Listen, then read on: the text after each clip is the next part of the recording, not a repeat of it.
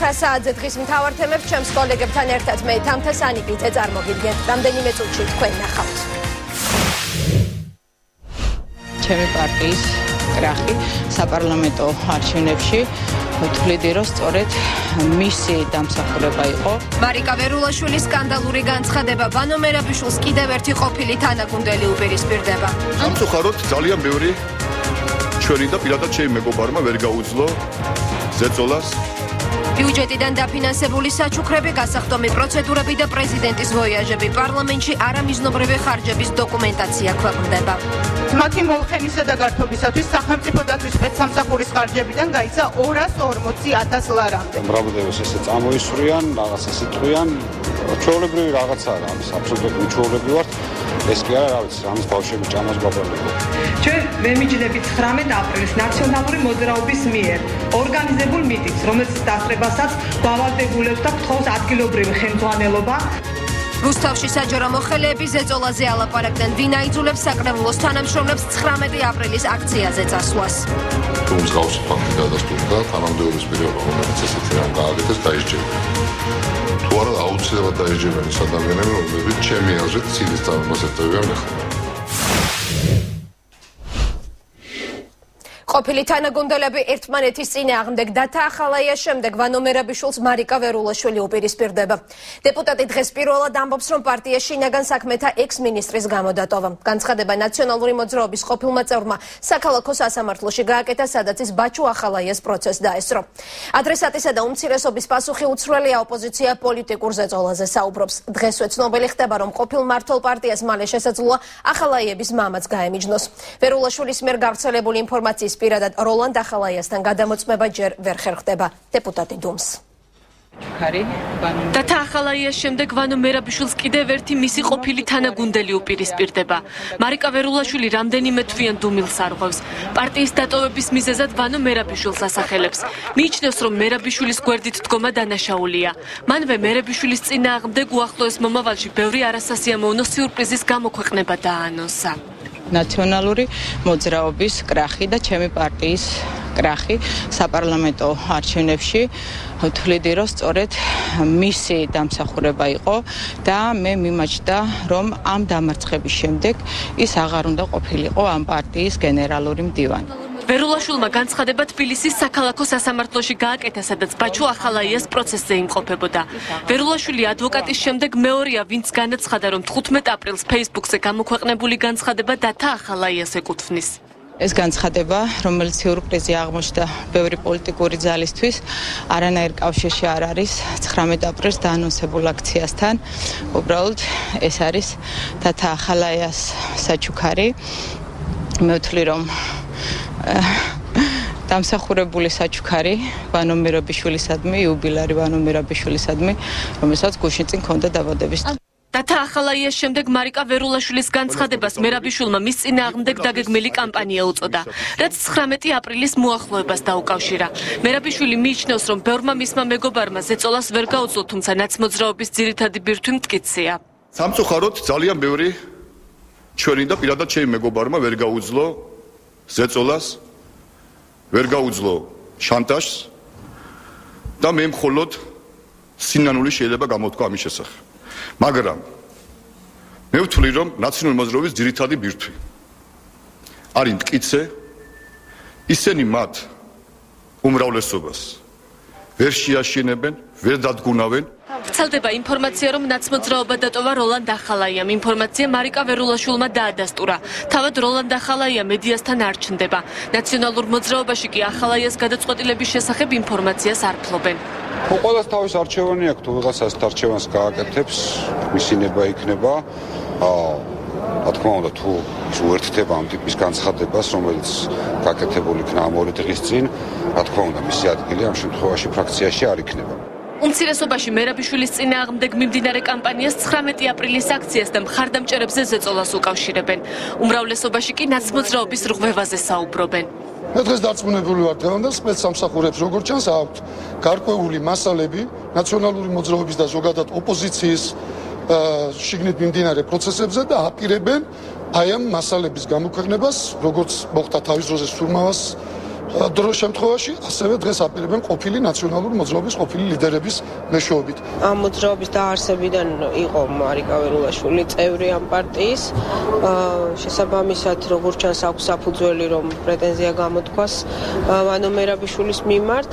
ეს, რა თქმა უნდა, ნიშნავს იმას, რომ ნაციონალურ მოძრაობაში უკვე დაწყებულია, დიდი ხნის დაწყებულია რღვევა, თუმცა ისინი ამ ყველაფერს დამალვას ცდილობენ და ისევ ცდილობენ წარმოაჩინონ თავი როგორც ერთი გუნდი. დათა ახალაიამ 15 აპრილს სოციალურ ქსელში გამოაქვეყნა წერილი, სადაც ვანო მერაბიშვილი ახალაიების წინააღმდეგ ბრძოლაში დაადანაშაულა.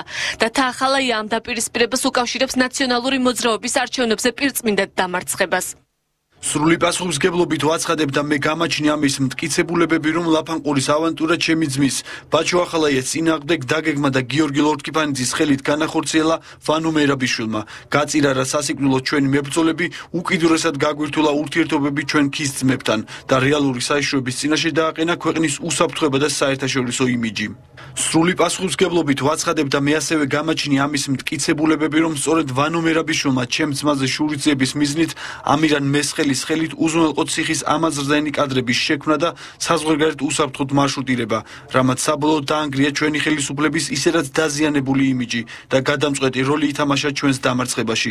სრული პასუხისმგებლობით ვაცხადებ, რომ ვანო მერაბიშვილმა დაგეგმა და შალვა ჯანაშვილის ხელით განახორციელა იაღლუჯაზე ჩვენი ჯარისკაცების მიმართ განხორციელებული ძალადობა და არაადამიანური მოპყრობა, რისთვისაც ახლა ჩემს ძმას ასამართლებენ.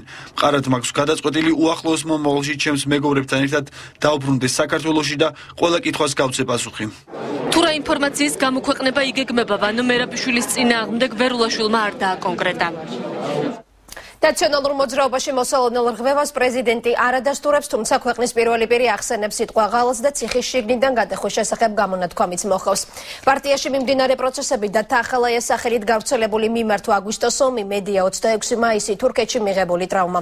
ბოლო დროს განვითარებულ პროცესებზე ნაციონალების ლიდერმა რუსთავი-ორის ეთერში ისაუბრა.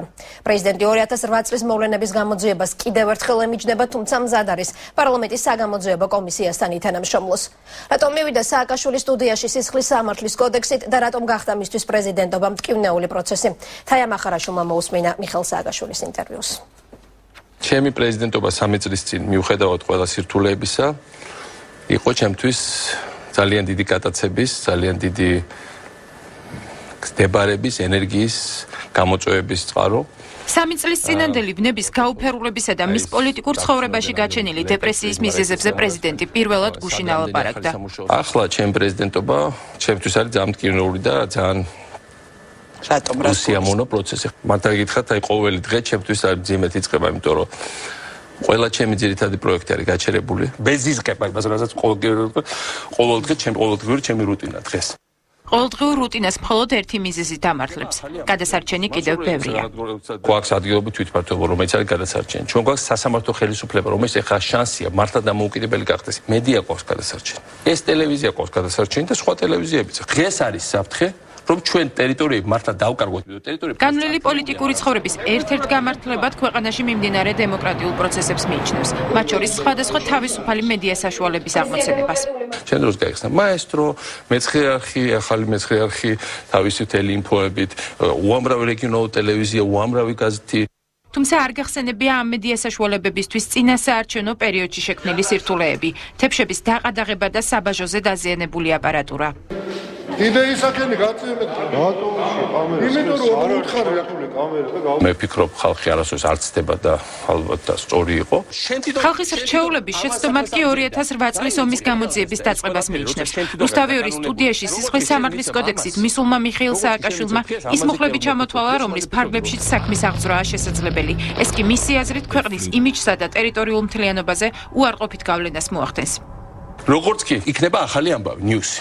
რომ საქართველოს პრეზიდენტს საქართველოს იძიებს გენოციდზე, მასობრივ საგანადგურებასა და იმაზე ადანაშაული ადამიანების წინააღმდეგ აგრესიული ომის მომზადება ან წარმოება მოწოდება აგრესიული ომის გაჩაღება. რომელიმე ადგილ ეს არის შეზღუდული მანდატი სისხლის სამართლის კოდექსში. პოლიტიკოსები იძახოდნენ, რომ სააკაშვილს ელის მილოშევიჩის ბედი.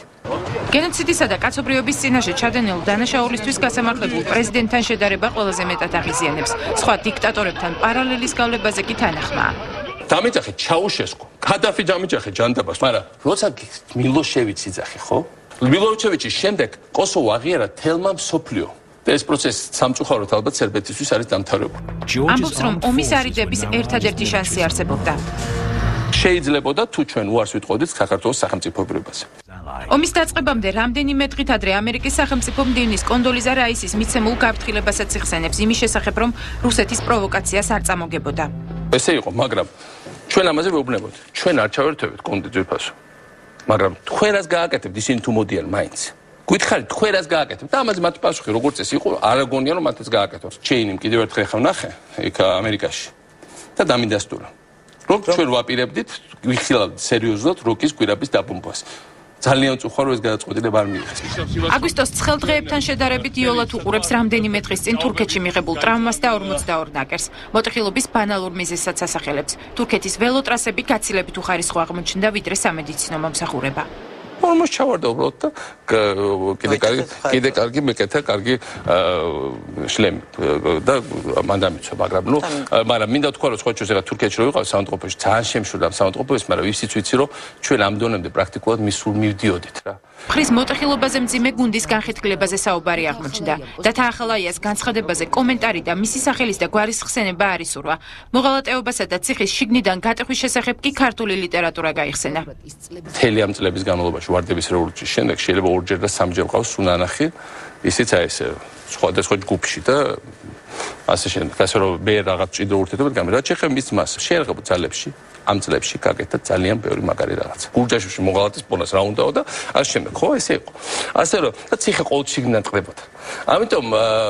ამიტომ დღეს შესაძლოა ახლა სხვა ესეთი წევრები მიყვნენ. ფიქრობთ რომ ასეთი მე საერთოდ არ მგონია რომ ის კაცი საერთოდ ნაციონალ მოძრაობის აქტივისტი იყო ჯერ ერთი უკვე ეს იყო ვარდების რევოლუცია მე აღარ ყოფილა. პრეზიდენტობის რუტინის დასასრულს ახალი გატაცების გაჩენაზე საუბრობს. მომავალში მთავრობისა და პრემიერის კონსულტანტობას. თუ კონსულტანტად მიმიღებენ ბევრად მეტად სიამოვნებად ვიქნება მათი კონსულტანტი თუ რჩევას დაიზიარებენ. ეს იქნება ყველაზე მეტი ჯილდო რაც შეიძლება მიიღო და გადარჩეს ჯერ ერთი ამ საფრთხეებისგან და წავიდნენ წინ. იმ შემთხვევაში თუ ხელისუფლება ჯილდოს გადაცემისგან თავს შეიკავებს, მიხეილ სააკაშვილი ოპოზიციაში დარჩენას და ქვეყნის ოკუპაციისგან გათავისუფლებამდე პოლიტიკური ბრძოლის გაგრძელებას გეგმავს. ეხლა დღეს მარტო მე კი არა.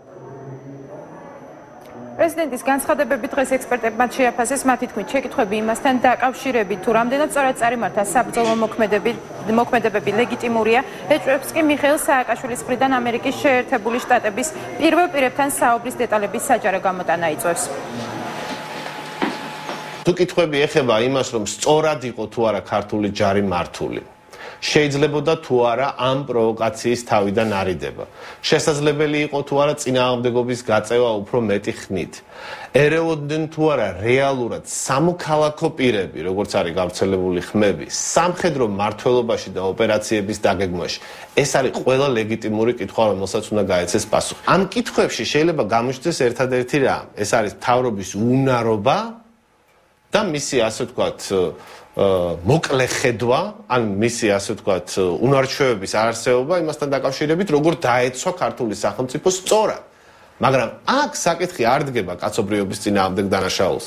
იმ თავამდე, რომელსაც სააკაშვილი კითხულობდა, რომ აი კაცობრიობის წინააღმდეგ არის ზუსტად მეორე თავი, რომელიც წინ უძღოდა აი ამ თავს, სადაც წერია დაუდევრად ან განზრახ სამხედრო ტექნიკის დაკარგვა, დაზიანება. ეჭვი რომ ის რეალურად თამაშობდა რუსულ თამაშს იყო, მაგრამ გუშინდელი განცხადებები ეს იყო ანტიამერიკული განცხადებები. რეალურად მან ფაქტობრივად მისცა რუსეთს საშუალება იმაზე საუბრის რომ ამერიკაც იყო ჩართული და შესაძლებელია საერთოდ მესამე მსოფლიო ომი ამწყდარ იყო ხო, როდესაც წარმოიდგინეთ ორი სახელმწიფო დაიწყებდა საკუთარი ინტერესების გატარებას და გარჩევას, რაც მთავარია ჩვენს ტერიტორიაზე.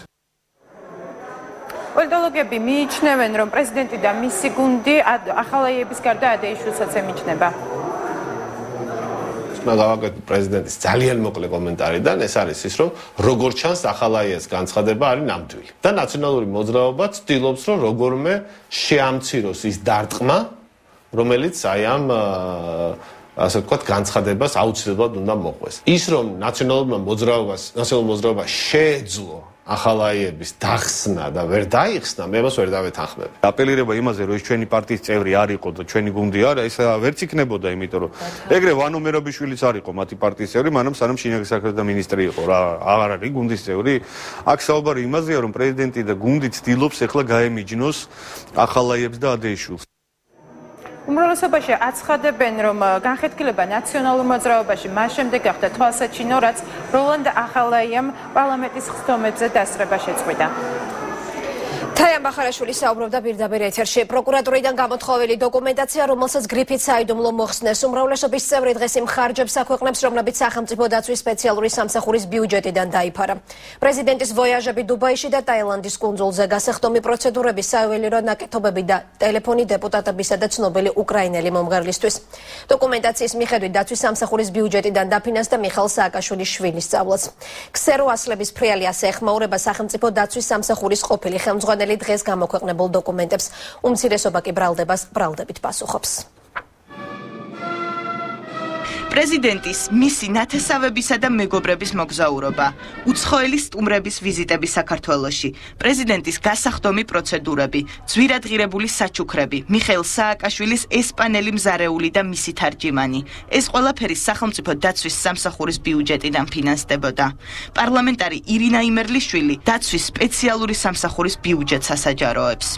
ძალიან სასაცილო, ასე ვთქვათ, კომიკური თანხა, რომელიც პრეზიდენტმა და ქალაქის მერმა ერთად საკმაოდ ძვირადღირებულ ავსტრიულ ყურადღებზე დახარჯეს გასახდომი პროცედურები, რომელიც 115,000 ლარს აღწევს მათი ღირებულება. გამოქვეყნებული ინვოისების თანახმად 2012 წლის ზაფხულში ბათუმში პრეზიდენტისა და მისი სტუმრების კვებითი მომსახურება 39,206 ლარი და 50 თეთრი დაჯდა. პრეზიდენტის სტუმრებს ლაბრიოში, პიაცა მენეჯმენტში, გარდენში, ვოქსში, მონტე-კარლოში, მარსელში, შავ ზღვაში, რეტროში, ინტურისსა და შერატონში მასპინძლობდნენ.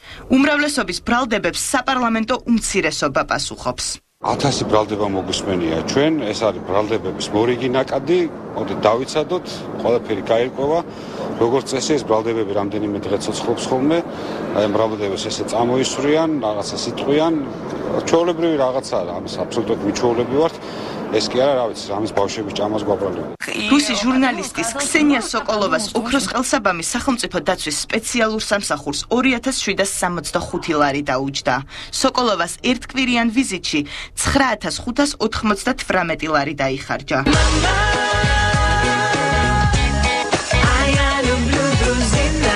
სახელმწიფო დაცვის სპეციალური სამსახურის ბიუჯეტიდან ფული საქართველოში მცხოვრებ გოგონებსაც იხარჯებოდა. უკრაინელმა მომღერალმა ივან ამელაიმ საჩუქრად 982 ლარიანი სამკაული მიიღო. საჩუქრების ადრესატების სიაში პარლამენტარი მარიამ საჯაიაც მოხვდა. პარლამენტის ყველაზე ახალგაზრდა წევრის ოქროს სამაჯური დაცვის სპეციალურ სამსახურს 3500 ლარი დაუჯდა.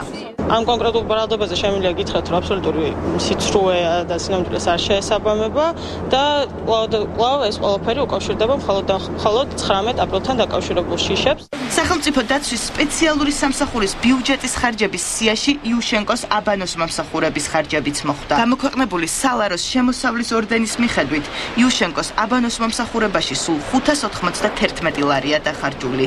სიაში დუბაის ვიზიტიც ფიგურირებს.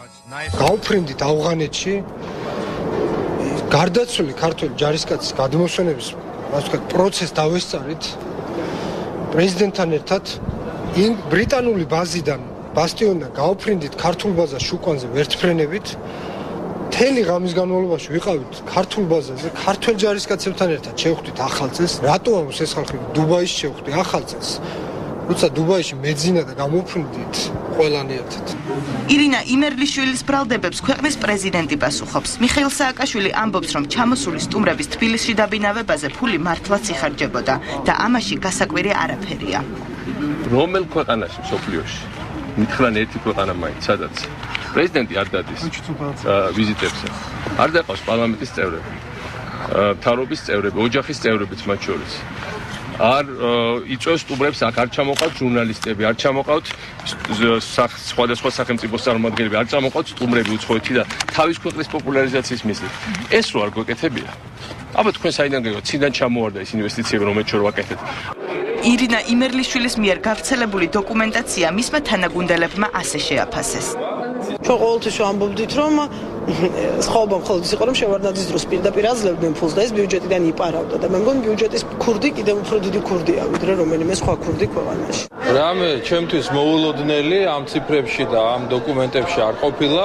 მე ძალიან მაინტერესებს, რაში იხარჯებოდა პრეზიდენტის სარეზერვო ფონდი წლების განმავლობაში. ნაციონალური მოძრაობის წევრები იმერლიშვილის ბრალდებებს უარყოფენ და მას ნეპოტიზმში ადანაშაულებენ.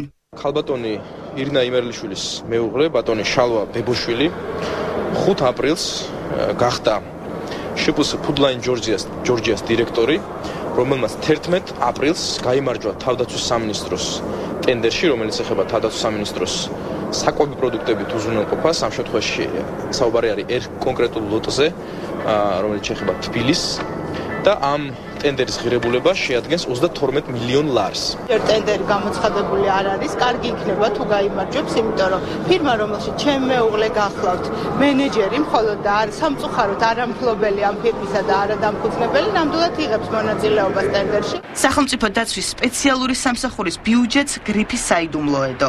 დოკუმენტაციას გრიფი პროკურატურამ შესწავლის შემდეგ მოხსნა. გამოძიება მიმდინარეობს შინაგან საქმეთა სამინისტროში ამ საკითხებზე და აქვე მინდა გაგიმარტოთ, რომ დიახ ირინა იმერლიშვილს მთავარმა პროკურატურამ გადასცა ეს დოკუმენტები მისივე მოთხოვნის საფუძველზე კანონის შესაბამისად ირინა იმერლიშვილმა მომართა მთავარ პროკურატურას და მთავარმა პროკურატურამ გადასცა მას ეს დოკუმენტები. სახელმწიფო დაცვის სპეციალური სამსახურის ბიუჯეტის გასაჯაროებას ამავე სამსახურის ყოფილი უფროსი თემურ ჯანაშიაც გამოეხმაურა. ჯანაშიამ დღეს გამოქვეყნებულ დოკუმენტაციას ქსეროასლების ფრიალი უწოდა. რაფორმით ჩართობა ქართული მხარე იშხნის რესტავრაციის პროცესში ცოტა ხნის წინ დაუკლარჯეთში ქართული დელეგაციის შეხვედრა დასრულდა. მიღებულია გადაწყვეტილება, რომ ქართული ექსპერტები სპეციალურ რეკომენდაციებს მოამზადებენ, რომლებსაც თურქ კოლეგებს გადაუგზავნიან. კულტურული ძეგლის ტერიტორიაზე სარეაბილიტაციო სამუშაოები კი ამ დრომდე გრძელდება. ტაძრის შიდა პერიმეტრის იატაკი, სადაც სამშენებლო პროცესების გამო დაზიანების საფრთხე არსებობდა, ქვიშით არის დაფარული. ნახეთ ნათია როყვას რეპორტაჟი დაუკლარჯეთიდან. ისტორიულ დაუკლარჯეთში ქართველი და თურქი სპეციალისტების შეხვედრა გაიმართა. ეს არის პირველი სამუშაო შეხვედრა, სადაც ორი ქვეყნის სპეციალისტები იშხნის სამონასტრო კომპლექსის რეაბილიტაციაზე მსჯელობენ. ეს არის მართლაც პირველი შემთხვევა, როდესაც ჩვენ გვიხდება ჩვენ თურქ კოლეგებთან ერთად უშუალო ძეგლზე ჩამოსვლა და მათთან ერთად დეტალურად პროფესიონალურ დონეზე მსჯელობა. ჩვენ განვიხილავთ აქ უკვე წარმართულ სამუშაოებს და ასევე დავგვეგმავთ სამომავლო გეგმებს. ეხლა ეს ჩვენი სამუშაო გრძელდება, გველოდებიან რომ ჩვენ გავაგრძელოთ სამუშაო და ამ სამუშაოს ექნება მე უკვე სისტემატიური ხასიათი, ამას დავგეგმავთ ქართული სპეციალისტები ჩამოვიდნენ, რაღაცა პერიოდი დაჩნენ, უყურონ, ზედამხედველობა გაწიონ. დაუკლარჯეთში ქართულ სპეციალისტებს შორისაა საქართველოს საპატრიარქოს წარმომადგენელი. კედლის მხატვრობის რესტავრატორი მერაბ ბუჩუკური, რომელიც იშხნის რეაბილიტაციის პროცესში ქართული მხარის ჩართვის აუცილებლობაზე საუბრობს. ჩვენ კარგი სპეციალისტები ყავსო, ჩამოვიყვანთ მერეო და ამას მივხედავთ, მაგრამ მერე ჩამოყვანა დაგვიანებული იქნება. ტექნოლოგიურად, მეთოდოლოგიურად საერთოდ როცა არქიტექტურის რესტავრაცია მიმდინარეობს, იცით რომ წინ რა უსწრებს სამუშაოებს, არის არქეოლოგია, კონსტრუქცია, არქიტექტურა, აშენდა და პარალელ რეჟიმში როცა წარმოება იწყება, აუცილებელია მხატვარ რესტავრატორის ჩართულობა. ქართული სპეციალისტების სამუშაო ჯგუფს დაუკლარჯული ძეგლების მკვლევარი ირინე გივიაშვილი ქალაქ დუბლინიდან შეუერთდა. ქართულმა მხარემ ოფიციალურად მიიღო ნებართვა, რომ ქართველი პროფესიონალები მოსულიყავით აქ და ჩვენ თურქ კოლეგებთან ერთად განგვეხილა იშხნის რეაბილიტაციის პროექტი. უკვე თბილისში ჩვენ აი ამ დაკვირვებებზე და აი ამ კონსულტაციების შემდეგ მოვამზადებთ რეკომენდაციების პაკეტს, რომელსაც წარუდგენთ თურქ მხარეს და ხარაჩოების მშენებლობა კი შეჩერებულია, მაგრამ გამალებული სამუშაოები მიმდინარეობს აღმოსავლეთის მხრიდან, იწმინდება ესე იგი აღმოსავლეთის ფასადის ძირში მიწა. ეს ხლა და როგორც ჩანს არქეოლოგები დადგანან თავზე. ფიქრობ ხლა ეს სამუშაოები სწორედ ამ ჩვენი ვიზიტის შემდეგ უნდა უფრო ესე თანამშრომლობით ხასიათის გახდეს. ოფიციალური კომენტარი თურქულმა მხარემ მეცხრე არხთან არ გააკეთა, თუმცა პირად საუბარში ართვინის გუბერნიის ტურიზმის დეპარტამენტის ხელმძღვანელმა აღნიშნა, რომ იშხნის რეაბილიტაციისთვის ართვინის ბიუჯეტიდან $5 მილიონი იხარჯება და რესტავრაცია 1 წელიწადში დასრულდება. საიდუმლო საწყობი ქუთაისში ორახელაშვილის ქუჩაზე საყოფაცხოვრებო ტექნიკა და ავეჯი აღმოაჩინეს. დევნილთა სამინისტროს ინფორმაციით ეს იყო 2008 წლის ომის დროს დაზარალებული დევნილებისთვის გამოყოფილი ჰუმანიტარული დახმარება, რომელიც იძულებით გადაადგილებულ ოჯახებამდე არ მივიდა. თორნიკე ხურციძე მუშაობს დღეს თემაზე და მას ახლა ქუთაისიდან პირდაპირ ეთერში ვხვდებით. თორნიკე, უფრო კონკრეტულად რა ინახებოდა საწყობში და რას აცხადებენ დევნილთა სამინისტროში? პროკურატურა მოახლოეს დღეებში დაიწყებს მოხდარზე გამოძიებას, რაც შეეხება საიდუმლო საწყობს. ქუთაისში ორახელაშვილის ქუჩაზე ყოფილი ცეკავშირის შენობაში აღმოჩენილი იქნა საიდუმლო საწყობი, სადაც დევნილი ოჯახებისთვის გააკუთვნილი საყოფაცხოვრებო ნივთები ინახებოდა. აღნიშნული ნივთები 2008 წლის აგვისტოს ომის დროს დაზარალებულ დევნილ ოჯახებს უნდა გადაცემოდა. დღეს საიდუმლო საწყობი სულ რამდენიმე წუთის წინ ტოლთა და განსახლების მინისტრმა დავით არახველიძემ თავად გახსნა და თავად დაათვალიერა თუ რატომ არ მოხდა აღნიშნული ნივთების დევნილი ოჯახებისთვის გადაცემა. პირდაპირ ეთერში მეცხრე არხის შეკითხვებს ტოლვითა და განსახლების მინისტრი დავით არახველიძე უპასუხებს. მოგესალმებით ბატონ დავით, კიდევ ერთხელ თუ შეიძლება გითხარით რა რაოდენობის ნივთებზია საუბარი და რატომ არ მოხდა მისი გადაცემა დევნილი ოჯახებისთვის? აქ აღმოჩენილი იქნა 32 კომპლექტი, მაცივარი, ტელევიზორი, საძინებელი კომპლექტი და სხვადასხვა საოჯახო ნივთები. თუ რატომ არ მოხდა მათი გადაცემა დევნილებისათვის, ვისთვისაც ეს განკუთვნილი იყო და არ მოხდა ეს 4 წელზე მეტი ხნის მანძილზე, ეს კითხვა მეც მაქვს და ალბათ ამ კითხვაზე პასუხს გაცემს გამოძიება, რომელზედაც თქვენი საუბრეთ. ხოლო დევნილები კი, რომელთაც დღეს ჩვენ დაურიგეთ ანალოგიური ტვირთები იგივე პარტიიდან, რომელიც 2008 წლის დაზარალებული დევნილებისათვის იქნა შეძენილი და აღმოჩენილი იქნა თბილისში და გორში, ჩაუტანეთ ზუგდიდში და ფოთში დევნილებს. რომ ყოფილიყო ცნობილი, რომ ასეთი საშუალებები არის ქუთაისშიც, ამდენ ხანს დევნილები ისარგებლებდნენ ამ საშუალებებს. სამწუხაროდ ეს არ მოხდა და კითხვები რა თქმა უნდა არსებობს.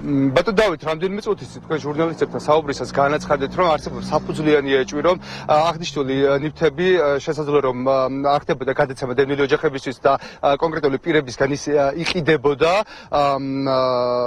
და კონკრეტულად ვის ევალებოდა აღნიშნული საწყობების კონტროლი და მოხდება თუ არა კონკრეტული პირების პასუხისმგებლობის საკითხის დაყენება. რა თქმა უნდა, ასეთ ოპერაციებზე კონტროლი ევალება სამინისტროს იმ დროიდან ხელმძღვანელობას. ის რომ ჩვენთვისაც აი 5 თვე გავიდა და უცნობი იყო ამ ნივთების არსებობის შესახებ, ესეც კითხვებს ბადებს და ამ კითხვებზე რა თქმა უნდა გამოძიება უნდა გასცეს პასუხი. დიდი მადლობა. ტოლთა და განსახლების მინისტრი დავით არახველიძე პასუხობდა მეცხრე არხის შეკითხვებს. ქუთაისის ადგილობრივ თვითმმართველობაში კი განმარტავენ, რომ საწყობში აღნიშნული ნივთები 250 დევნილი ოჯახისთვის იყო განკუთვნილი და მისი გადაცემა 230 ოჯახისთვის მოხდა, თუმცა ჯერჯერობით უცნობია თუ რატომ არ მოხდა სხვა დევნილი ოჯახებისთვის გადაცემა აღნიშნული ნივთების. მე კიდევ ერთხელ შეგახსენებთ, რომ ქუთაისში ორახელაშვილის კავშირის შენობაში ტოლვითა სამინისტროს მიერ აღმოჩენილი იქნა საიდუმლო საწყობი, სადაც 2008 წლის აგვისტოს ომის დროს დაზარალებული დევნილი მოსახლეობისთვის განკუთვნილი საოჯახო ნივთები ინახებოდა. დაახლოებით 2 თვის წინ 5 მსგავსი საწყობი აღმოჩენილი იქნა თბილისში, 1 კი გორში. პროკურატურა კი გამოძიებას უახლოეს დღეებში დაიწყებს. მადლობთ. ქუთაისში აღმოჩენილი საწყობის შესახებ თორნიკე ხურციძე საუბრობდა დევნილთა მინისტრთან ერთად პირდაპირ ეთერში. გამოშვებაში რეკლამის რო რამდენიმე წუთში დღის სხვა მთავარი თემებით დაუბრუნდებით. წითელას ეპიდემია საქართველოში ჯანდაცვის მსოფლიო ორგანიზაცია დაავადების დრამატული განვითარებით შეშფოთებულია. წითელას მართვა, რაც შეეხება კონკრეტულად ძალიან რთულია, იმიტომ რომ თუ არა აცელი ან თუ არა გადატანილი წითელა ისე დაავადება ძალიან ძნელია თავიდან აიცილოს. უნდა არსებობდეს სისტემა, რომელიც ამის დეტექციას აკეთებს, აღმოაჩენს და შესაბამის ქმედებებს ახორციელებს. ბრალდებების საქართველოს ბანკს სწრაფი გადახდის კომპანიები ბაზრის მონოპოლიზების მცდელობაზე საუბრობენ. დემპინგური ფასების დაწესებით ხდება კონკრეტული ორგანიზაციების მიერ, კონკრეტულად საქართველოს ბანკის მიერ ბაზრის მონოპოლიზაცია. დავბრუნდით პირდაპირ ეთერში, ეს არის ახალი 9-ზე რუსთავის საკრებულოში ზეწოლაზე ალაპარაკდნენ მიზეზი 19 აპრილი. თვითმმართველობის ორგანოს თანამშრომლები ამბობენ, რომ ხელმძღვანელობა ნაციონალური მოძრაობის აქციაზე წასვლას თხოვს. ბრალდებას ბრალდებით პასუხობენ ადრესატები, რუსთავის მერი თანამშრომლების პრეტენზიას ქართული ოცნების პროვოკაცია დაფასებს. ანალოგიური მიზეზით ზეწოლისა და ძალადობის ფაქტზე საუბრობს ქუთაისის ერთ-ერთი საჯარო სკოლის დირექტორიც. არა ძალადობას ამ სახელწოდებით რუსთავის მერის სამსახურის თანამშრომლებმა საგანგებო ბრიფინგი გამართეს. მათი განცხადებით ხელმძღვანელები თანამშრომლებისგან 19 აპრილს ნაციონალური მოძრაობის მიერ დაგეგმილ აქციაზე დასწრებას ითხოვენ. ამ განცხადების შემდეგ ისინი სამსახურიდან გათავისუფლებასაც არ გამორიცხავენ. უარს ვამბობ ძალადობაზე, რომელიც ხორციელდება თვითმმართველობაში დასაქმებულ ადამიანებზე. ჩვენ ვემიჯნებით 19 აპრილს ნაციონალური მოძრაობის მიერ ორგანიზებულ მიტინგს, რომელსაც დასწრებასაც გვავალდებულებს და გთხოვს ადგილობრივი ხელმძღვანელობა. იმედს გამოვთქვათ, რომ აღარასოდეს იქნება ზეწოლა თვითმმართველობაში დასაქმებულ ადამიანებზე. თვითმმართველობის ხელმძღვანელების მხრიდან კონკრეტულ ზეწოლის ფაქტებზე საუბრობენ კოალიციაში შემავალი პარტიები და რუსთავის მერის მოადგილეს ზეწოლაში ადანაშაულებენ. ჯორნა გარდაფხაძემ ეს ყველაფერი დაავალა მაია დოლიძეს, რომელიც არის საკრებულოს ადმინისტრაციის უფროსი და შესაბამისად ქალბატონი მაია ავალდებულებს უკვე თითოეული სამსახურის ხელმძღვანელს, რომ 3-4 ადამიანი თითოეული სამსახურიდან იყოს გაყვანილი ქალაქ რუსთავიდან სამუშაო პერიოდის დროს. მე პირადად ვარ მომსწრე თუ როგორ უპატაკა სახანძროს ხელმძღვანელმა დღეს, რომ მას გაყავს 20 ადამიანი 19-ში. თანამშრომლების ბრალდებებს სიცრუეს უწოდებს რუსთავის საკრებულოს აპარატის უფროსი. მაია დოლიძე აცხადებს, რომ მსგავს ფაქტს ადგილი არ ჰქონია და აღნიშნულ განცხადებებს ქართული ოცნების მხრიდან დაგეგმილ პროვოკაციას უკავშირებს. ეს იყო სრული სიცრუე, არანაირი თხოვნა, არანაირი დავალება აპარატიდან მიტინგზე წასვლაზე არ ყოფილა. ეს არის ოცნების წევრებიდან გამიზნული პროვოკაციები, რასაც აწყობენ საკრებულოს თავმჯდომარის და საკრებულოს მიმართ. ბრალდებებს უარყოფს რუსთავის მერი ლაშა მინდელიც. თუ მსგავსი ფაქტი დადასტურდა, თანამდებობის პირება, რომელიც ესეთი რამ გააკეთეს, დაისჯებიან. თუ არა, აუცილებლად დაისჯებიან ის ადამიანები, რომლებიც ჩემი აზრით ცილის წამებას ეწევიან ახლა. ჩვენ ესეთი ინფორმაცია გვქონდა, რომ ამას აპირებდნენ. მე მინდა ხაზი გაუსვა. სანამ მე ვარ ქალაქის მერი და კიდე დიდხანს ვაპირებ ყოფნას, უკანონობა ამ შენობაში დაშვებული არ იქნება არასოდეს და არავისთან მიმართებაში.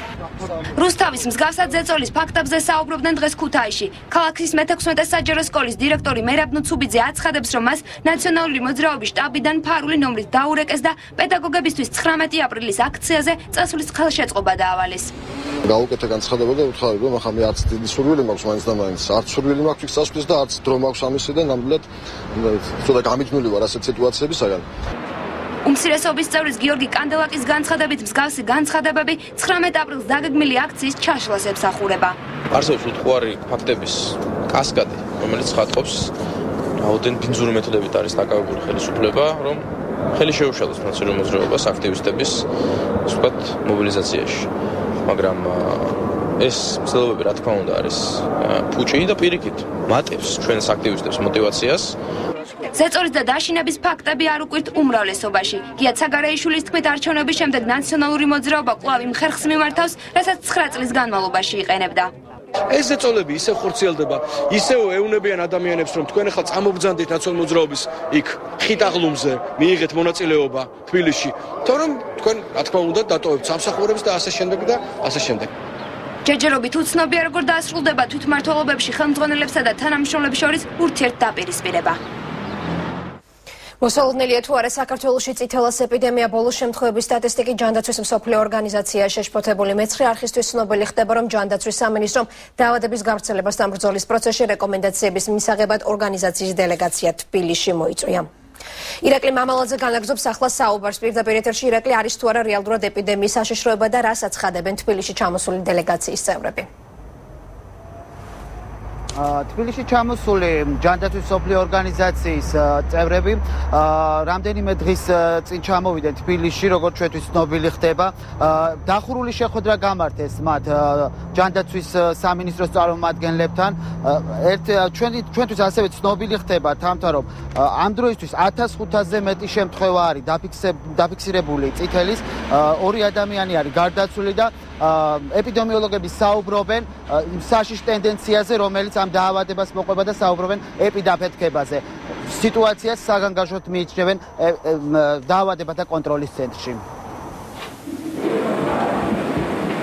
ძირითადად შემთხვევების დრამატულად მატულობს მთელი ქვეყნის ტერიტორიაზე, განსაკუთრებით მეტი შემთხვევები გვხვდება თბილისში, თუმცა ზოგიერთ რაიონსა და რეგიონში უკვე საკმაო რაოდენობა შემთხვევების დაგროვდა. ჩამოსული იყო ჯანმრთელობის მსოფლიო ორგანიზაციის ევროპის რეგიონული ბიუროს წარმომადგენელი სერგეი წიშევოი და ამჟამად აქ არის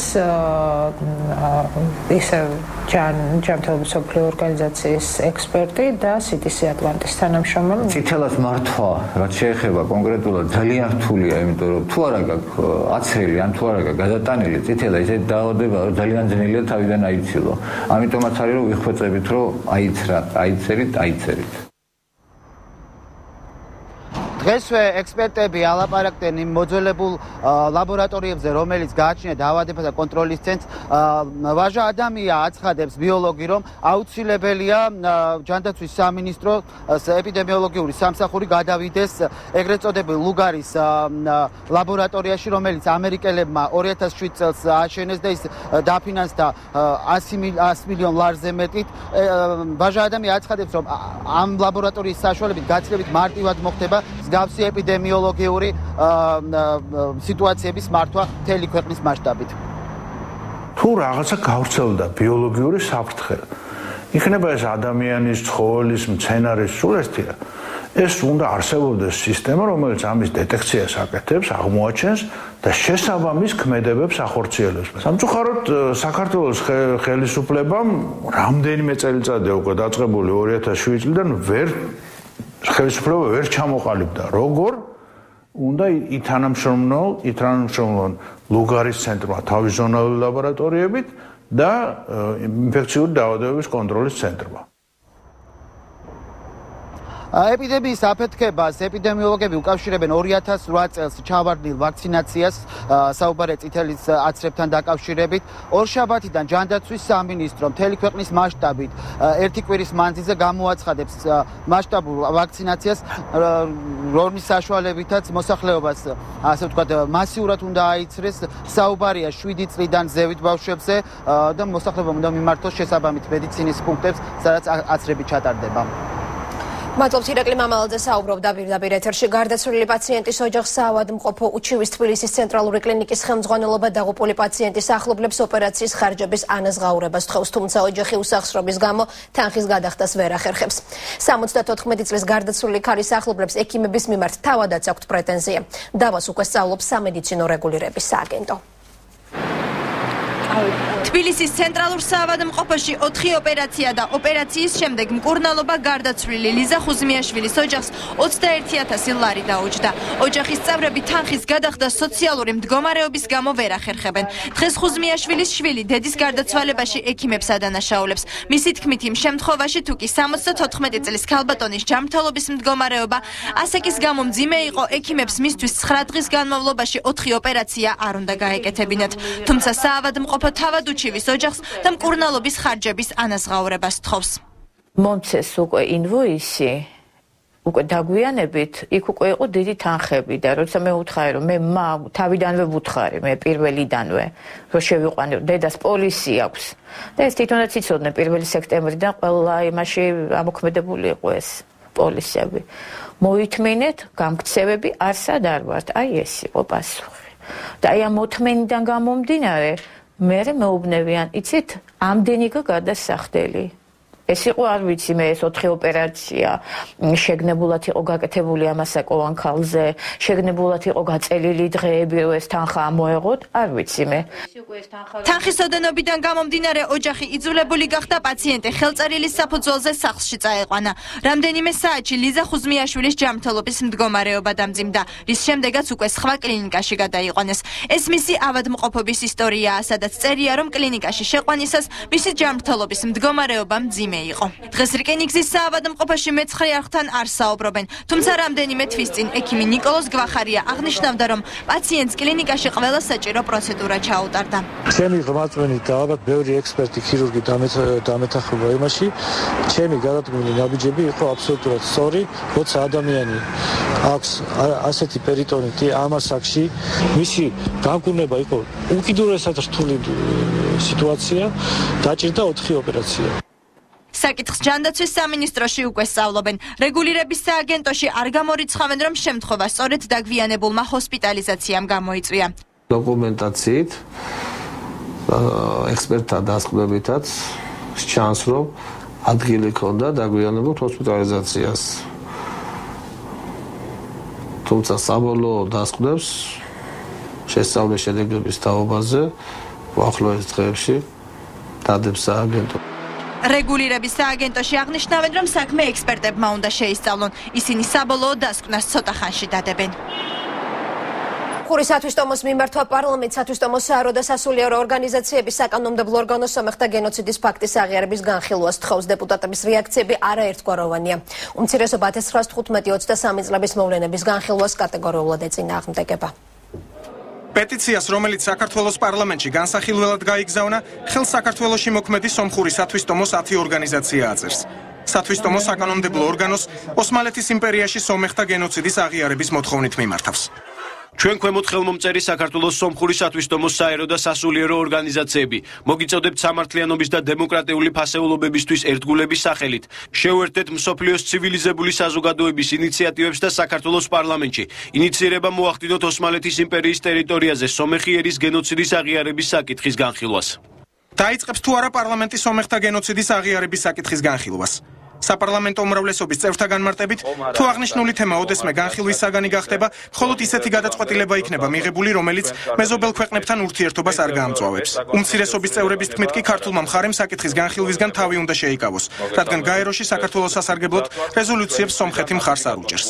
საქართველოს ვერ გამოტოვებს სომხეთი, მაშინ როდესაც მიმართავს ამ საკითხით მთელი მსოფლიოს ქვეყნებს. ვფიქრობ, რომ კონევრული გადაწყვეტილება იქნება მიღებული, რომელსაც კარგად გაიგებს როგორც სომხური მხარე, ასევე მთელი მსოფლიო. არის რეზოლუციები, მაგალითად გაეროში, სადაც ჩვენ სწორედ ამ მიმართულებით სადღაც 50-მა ქვეყანამ მოგვცა ხმა, მათ შორის დაუშვათ აზერბაიჯანმა და სხვა წამყვანმა ქვეყნებმა, მათ რიცხვში სასომხეთი არ არის.